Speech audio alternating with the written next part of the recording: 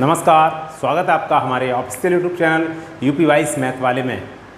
जैसा कि आप जानते हैं कि इस चैनल के माध्यम से हम लगातार आपको जवाहर नवोदय विद्यालय प्रवेश परीक्षा कक्षा 6 की तैयारी के लिए मैथ की क्लास पढ़ा रहे हैं, जिसमें हमारा टॉपिक चल रहा है संख्या पद्धति। और आज हम संख्या पद्धति का बहुत ही महत्वपूर्ण टॉपिक लेकर आए हैं, जिसका नाम है विभाज्यता के नियम।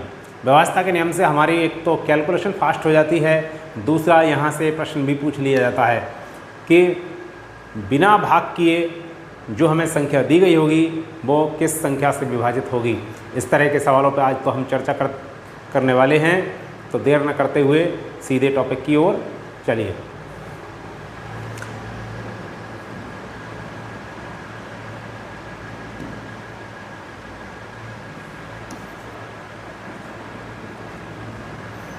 जैसा कि आप थंबनेल में देख रहे हैं विभाज्यता के नियम, तो आज हम चर्चा करने वाले हैं।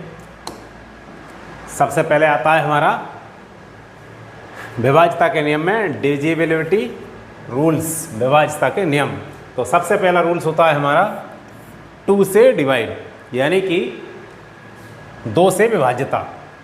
ए number is divisible by 2 if it's last digit is 0, 2, 4, 6 और 8। All even number are divisible by 2। कहने का तात्पर्य यह है, जिन संख्याओं का अंतिम अंक लास्ट डिजिट, इसका मतलब होता है अंतिम अंक, जिस संख्या का अंतिम अंक 0, 2, 4, 6, 8 होगा, वे संख्याएं हमेशा 2 से विभाजित होंगी। और प्रत्येक सम संख्या भी 2 से विभाजित होगी। जैसे हमें दिया है 45,628, तो इसमें हमने देखा कि लास्ट डिजिट हमारा 8 है। यदि लास्ट डिजिट सम डिजिट है, लास्ट का अंक, अंतिम अंक, इकाई अंक 0, 2, 4, 6, 8 इनमें से यदि कोई है, तो वो संख्या हमारी हमेशा 2 से डिवाइड होगी। दूसरा नियम आता है हमारा 3 से डिवाइड, यानी कि 3 से विभाज्यता का नियम। तो इसका नियम रहता है a number is divisible by 3 if the sum of all the digits is divisible by 3 और मल्टीपल ऑफ 3। यानी कि इसका मतलब है, जब किसी संख्या के अंकों का योग, यदि किसी संख्या के अंकों का योग 3 से पूरा विभाजित होगा, तो वो संख्या भी हमारी 3 से विभाजित होगी। जैसे हमने देखा कि एक संख्या हमें 624 दे रखी है, अब हमने इसके अलग अलग अंकों का योग कर लिया, जोड़ लिया उनको, 6 + 2 + 4,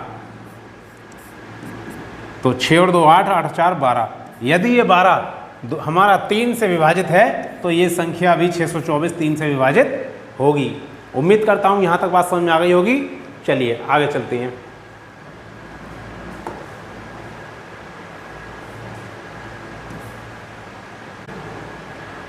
चार से विभाज्यता, तो 4 से कौन सी संख्या विभाजित होंगी? A number is divisible by 4 if it's last 2 digits form a number that is divisible by 4 और if it's last 2 digit are both 0।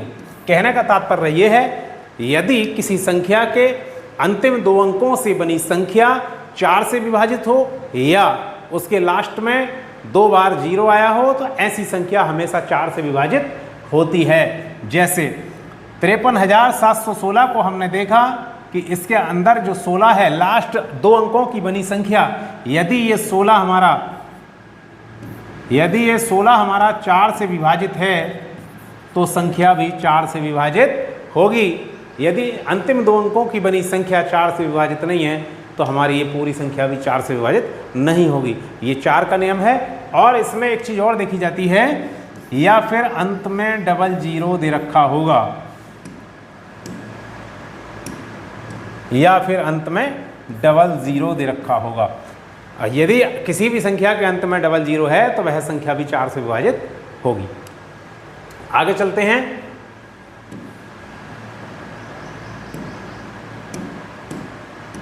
5 का विभाज्यता का नियम।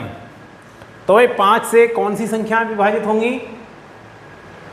A number is divisible by 5 if it's last digit 0 और 5। यानी कि जिन संख्याओं के अंत में या तो 0 होगा या 5 होगा, वे संख्याएं हमेशा 5 से विभाजित होंगी। जैसे 74,635, तो इसमें लास्ट में 5 आ गया तो ये पूरी संख्या 5 से विभाजित होगी। यदि लास्ट में 0 आ गया तो ये संख्या भी हमारी 5 से विभाजित होगी। उम्मीद करता हूं बात समझ में आ गई होगी। चलिए आगे बढ़ते हैं। 6 का विभाज्यता का नियम। तो 6 से कौन सी संख्याएं विभाजित होंगी? देखिए, a number is divisible by 6 if it is divisible by both 2 and 3।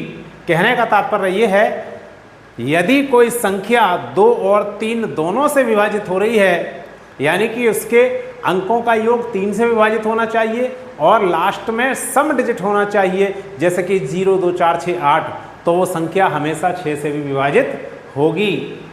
मान लीजिए मैंने ले लिया 18, हमने क्या देखा, लास्ट अंक 8 है तो 2 का नियम फॉलो हो रहा है। 8 और 1 9, अंकों का योग 9 है तो 3 का नियम लग रहा है। तो जो संख्या 2 और 3 दोनों से विभाजित होगी वो संख्या 6 से भी विभाजित होगी। अब आता है 7 से विभाजित। तो ये इसका जो नियम है थोड़ा सा अलग है, इसे थोड़ा ध्यान से समझना पड़ेगा कि यदि किसी संख्या के इकाई अंक को दुगना करके बची हुई संख्या से हम घटा दें तो वो नंबर, यदि या तो शेषफल 0 आएगा या जो नंबर आएगा उसे हम 7 से भाग करें तो हमारी संख्या भी 7 से विभाजित होगी। जैसे अभी मैंने एक संख्या ले ली 343, तो हमने क्या किया, इकाई अंक 3 को दुगना कर दिया तो 3 दूनी 6 बनाने के बाद इसे घटाया तो कितना बचा, 28। अब हमने देखा कि ये 28 तो हमारा 7 से डिवाइड हो रहा है पूरा, 7 चौक 28। यदि ये हमारा 7 से डिवाइड पूरा नहीं होगा तो वह संख्या 7 से विभाजित नहीं होगी, और ये बची हुई संख्या यदि 7 से पूरी कट रही है तो ये हमारी संख्या पूरी 7 से विभाजित हो जाएगी। ये आपका 7 का विभाज्यता का नियम है। उम्मीद करता हूँ बात समझ में आ गई होगी। चलिए आगे चलते हैं। 8 का विभाज्यता का नियम।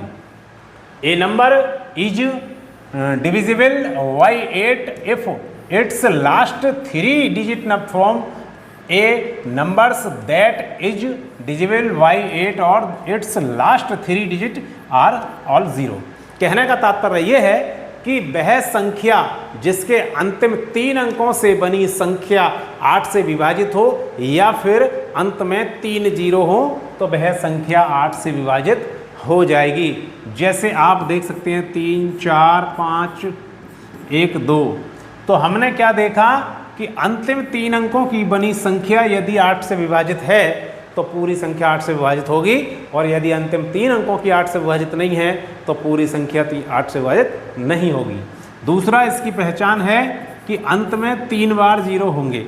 यदि किसी संख्या के अंत में 3 बार 0 लगा है तो वह संख्या भी पूरी 8 से पूरी विभाजित हो जाएगी। 9 की विभाज्यता का नियम।